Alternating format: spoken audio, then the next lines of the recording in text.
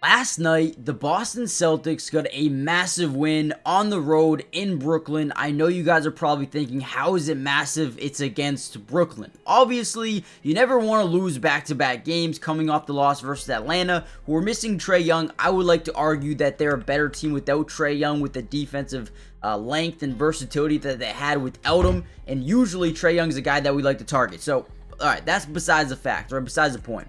In this game, we were really good offensively. I believe we scored 32 or more points in every single quarter, which is amazing. And I feel like the offense of the Boston Celtics is really starting to break the NBA. And guys, we don't even have Porzingis. We didn't have Al Horford.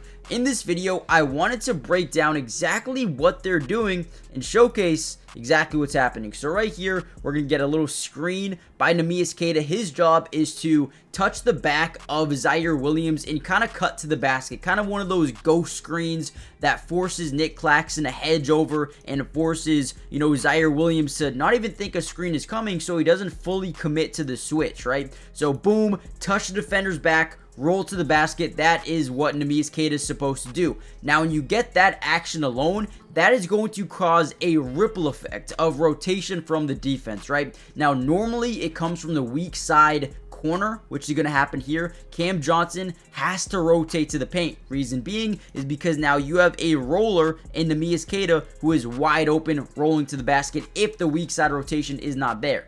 So that forces Cam Thomas to now rotate to the middle of both Derek White and Jaylen Brown here in the corner. Let's watch how this plays out. Jason Tatum drives. He's going to kick over to the corner, and then JB ultimately gets a wide open three. Little bit of a contest, but gets it to fall, right? Now, Jason Tatum is becoming extremely good when it comes to not only his jump shot, right? It's cleaned up. It looks better. It looks dominant. Tatum looks good, right? But more importantly, it seems like his court mapping ability to understand where the defense is going to rotate from, and also where his teammates are going to be. He's making the right reads, and this is a beautiful one here from the offense. Slow start offensively for Boston in this game, but they picked it up and they never looked back. Won 139 to 114. Dominant performance by our offense, who actually went into OT versus the same team just a couple of days ago. So in this video, we're going to break down a ton of film, and I'm going to show you why this offense is starting to break the NBA, and not even at full strength, which is crazy. Hit the like button. Let's jump right into the video.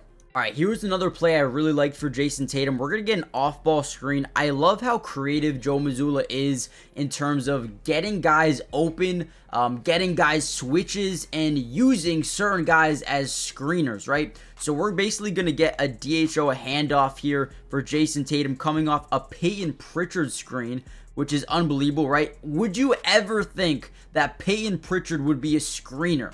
Probably not, but that's how versatile and dynamic this offense is. Now, the main thing about this play, the goal of this play is to get a switch that you like, right? And that is Noah Clowney. Noah Clowney's a good player, don't get me wrong, but he's just not as quick and versatile as a Jalen Wilson or a Keon Johnson. The quickness, right? It's not there with Noah Clowney. So we're going to get this screen. Boom. They're going to switch everything here. I mean, look at how beautiful this play is run. So just like that, we get the switch. Now that we have the switch, go to work.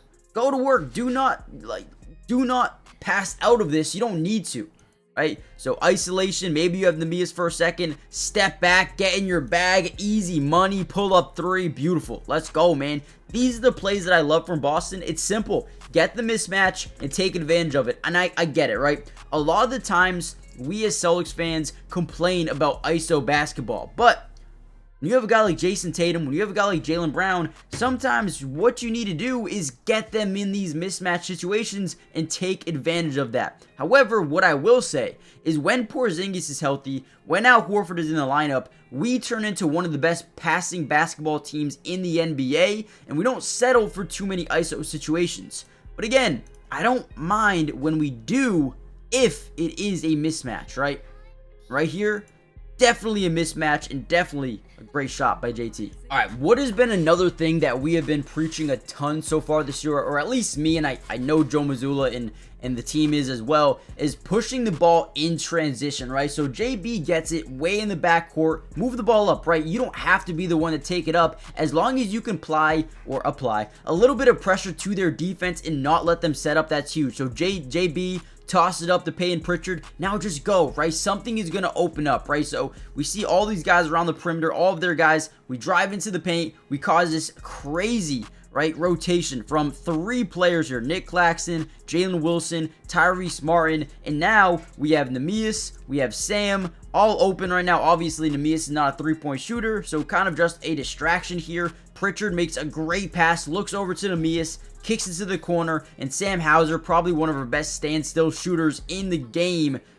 Maybe not on the game, but on the Celtics, easily gets a 3 here, and this is all because you push the tempo again, all the way back in the front, right? You fill the lane, you get guys in the corner, you get guys to the top of the key, and then you push the pace. Exactly. Look at Tyrese Martin. So his guy is Sam Hauser. He is supposed to be guarding Sam Hauser, but once he sees Payton Pritchard enter that paint, he's like, okay, I'm gonna rotate over and kind of take that away, hoping that the rest of my team is, you know, smart enough. And guys, it is so tough to realize we got to rotate here, we got to rotate here, we got to rotate here, right? We got so much rotation going on by the defense that they lose track of their guys, they lose track of where they're supposed to be and allow an open 3. Definitely not taught to give up a Sam Hauser 3 ball. So again, big time play by the offense, all because they push the tempo. Guys, real quick, do me a big favor, hit the like button if you want me to post more Celtic breakdown videos. Let's get this video up to 200 likes, but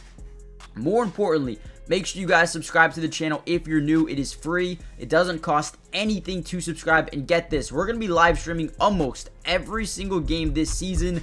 So if you want to actually watch these games with me and kind of break it down in real time, subscribe. Turn on post notifications so you're notified every time we go live for a Celtics game. And with that being said, let's dive back into the video. Now, for the Nets, one of their halftime adjustments was to start double teaming in the post for JT or JB. Usually from the top side, they'd blitz. So basically what that means here is whenever you'd get JB with a little bit of a mismatch, because what we would do specifically in this game is we'd hunt the mismatches, right? Whether it be they're big on Jason Tatum, Dennis Schroeder on Jason Tatum, Cam Thomas on Jason Tatum, and likewise for Jaylen Brown, right? We'd hunt out those mismatches. We'd get our guys in these ISO situations and we'd cook them, right? But in the second half, what they would do is blitz from the top of the key, right? So what that means is basically whoever's at the top, they blitz down. Whoever they're covering, it don't matter. We're going to blitz there and rotate our defense over all around the perimeter, right? So all these guys will rotate over. That's their game plan, and that's what they wanted to do to get the ball out of JB's and JT's hands, right? So JB gets the double. You already see the rotation here from Dennis Schroeder, who for whatever reason kind of moves away from covering JT for a second. Makes a big mistake. I feel like this was just a business decision. He's like, okay, I don't even want to deal with that right now. So he leaves him open for 3, and he gets a wide open one to fall. Again, making adjustments off the double teams, finding the open man, and hitting the open shots. Great adjustment here by Boston. Would say good adjustment by the Nets, but, you know, no. Why are you leaving JT open? I will never know. So I thought that was really cool. Great offensive rebound here by Drew Holiday. Kicks it out to Derek White, who didn't even play at all in the first half. Pump fakes, back out to Drew. Holiday, pull up 3, gets it to go. Great ball movement there by Boston. And then here we go. JT, step back 3, gets it to go. Easy money. Here we go. High pick and roll. Now, JT is your pick and roller. Let's see what we do. Again, go screen. We're going to touch the guy's back, make him think we're actually setting that screen, and we're going to leak right into the paint. Right now we're in this position where you're at the free throw line. This is where a lot of big men, Jared Allens or you know, the Joel Embiids or those guys aren't even in the same stratosphere. But what I'm saying is these big men usually make a pass here, right? Kick here, find the lob, or find the corner man. But Jason Tatum being a wing and being a guy who can score from anywhere, pass from anywhere, it makes our team so much more versatile in these situations that he's able to look over to JB and throw up the lob to Neemias, gets it to go. absolutely obsessed with the way we started to play basketball in this game, especially on the offensive end, hunting out the mismatches, attacking their guys, but then getting into some sort of an offense in the second half where we'd actually run some sets and they'd work to a T. It was great to see. Now we are going to end the video here. Celtics played great, 139 to 114, scored 32 or more points in every single quarter and held them under 30 points in the second, third, and fourth quarter as well. A+ game out of Boston. Let's continue that momentum into the next couple of games. I believe we play Toronto on Saturday, and then on Sunday, I believe we play, no, Sunday we don't play. Monday or Tuesday we play the Cavs. So some well rest for the next couple of days. Hit the like button, subscribe, join the family, and I'll see you guys in the next Celtics update. Peace.